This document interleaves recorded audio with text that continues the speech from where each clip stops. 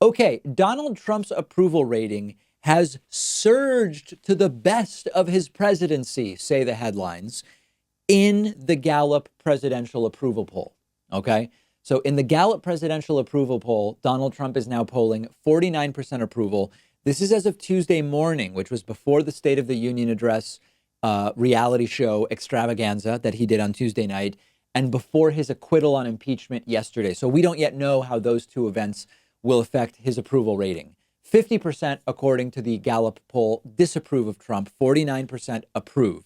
So a lot of Trumpists have gone absolutely crazy because of this and believe that Donald Trump is clearly a shoo-in for re-election in November. And of course, they may be completely correct. But what it is important to understand is that this is just Gallup. It's much more informative and contextualized to look at an aggregate of Donald Trump's presidential approval.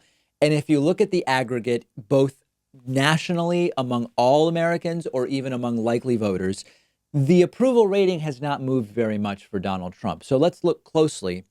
And as you can see from the 538 aggregate Trump approval rating, there really hasn't been, I would say, not much of an uptick. There's really been no uptick. And Donald Trump's approval rating is actually still on average lower right now than it was in mid-November. Now, you can also counter by saying if Trump's approval is historically low for a long period of time, when it becomes more normal, it looks like a big increase, but that actually ignores the data, which is that Donald Trump's approval rating is basically steady. But the really important thing to think about here is not actually whether Trump's real approval rating is at 49, 47, or 42. The most important message to take away from this is that regardless of whether it's at 49, 47, or 42, re-election remains likely for an incumbent president with an approval rating in the 40s. The increase or decrease or the shift or the exact number, that's less important. What matters is that George W. Bush was reelected in the year 2004, despite being relatively unpopular.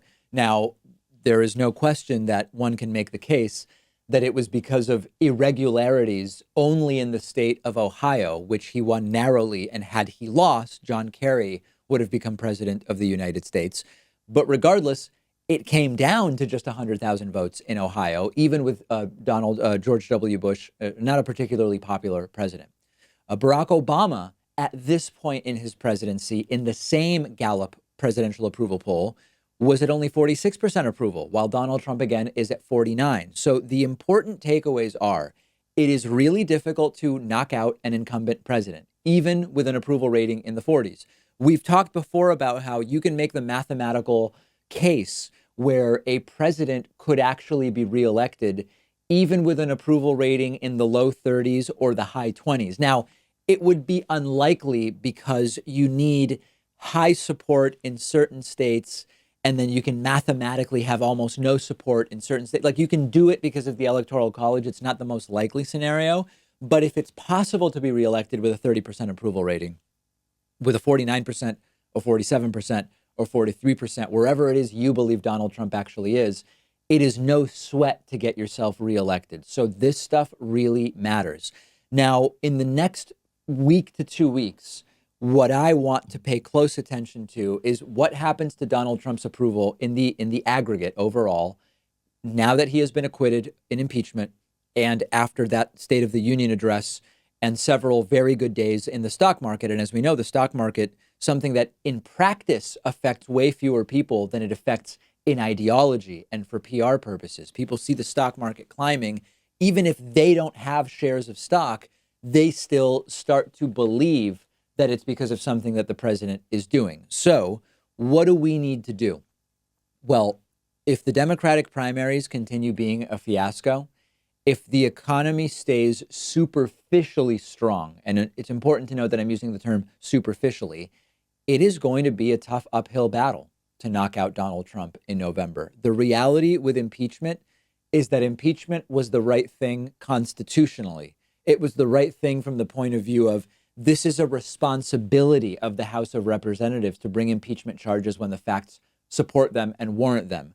The reality is that we have to figure out a way to win. And the other reality is that it is not surprising or unexpected that polling support for the president would consolidate as we close in on the election, particularly if the Democratic Party continues to be framed, not totally inaccurately, as inept in its ability to just conduct a simple primary, where as of this recording, we still do not have results a full 3 days after the Iowa caucuses completed in Iowa. So am I giving up? Am I suggesting anyone give up? Of course not. Of course not. But what I am telling you is that there are real obstacles here to removing Donald Trump. Another one will certainly be that there is going to be foul play. There is already voter suppression. The tactics and the strategies are already being employed. And if Donald Trump does lose in November, I do not believe that he is going to go peacefully. I don't believe there will be a peaceful transition the way we have defined it in the United States for hundreds of years. And that's what I'm going to talk about after the break. Make sure you're following the David Pakman Show on Instagram for more on this and every other story from today's show. At David Pakman Show on Instagram. While you're there, while you've got the app pulled up, follow me on Instagram as well at david.pakman.